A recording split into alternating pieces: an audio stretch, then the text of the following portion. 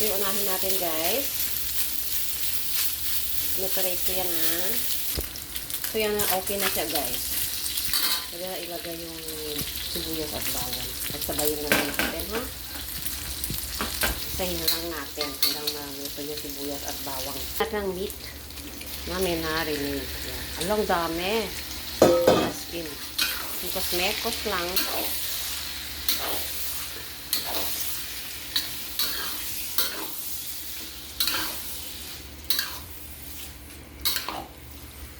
Yan, mekos lang. Yung maluto. Konti. Talagyan din natin siya ng cheese, guys, ha.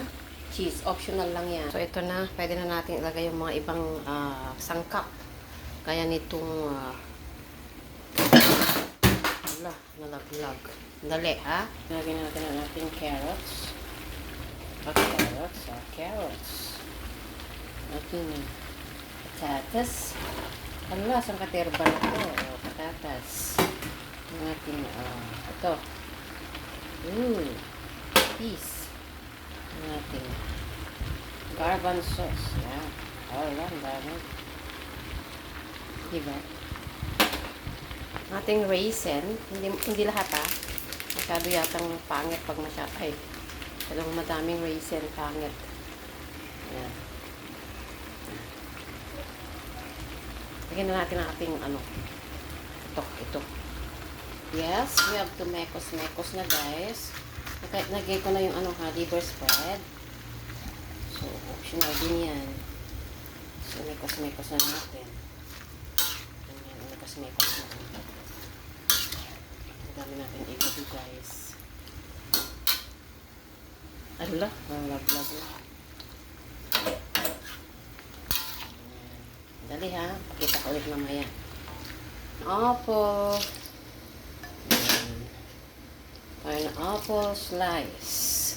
So, hindi sila masyadong na-slice kasi ako ang nag-slice niyan. Diba yan? Ayan, o. Mekos lang natin, o. Mabango ng ating igado, guys. Tignan nyo naman.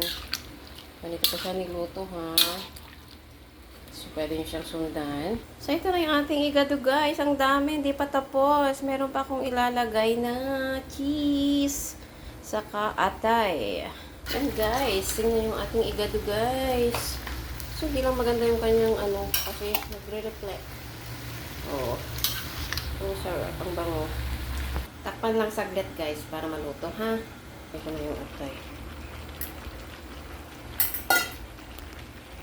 Ala. Mekos lang. Ating cheese. Wow. Ano?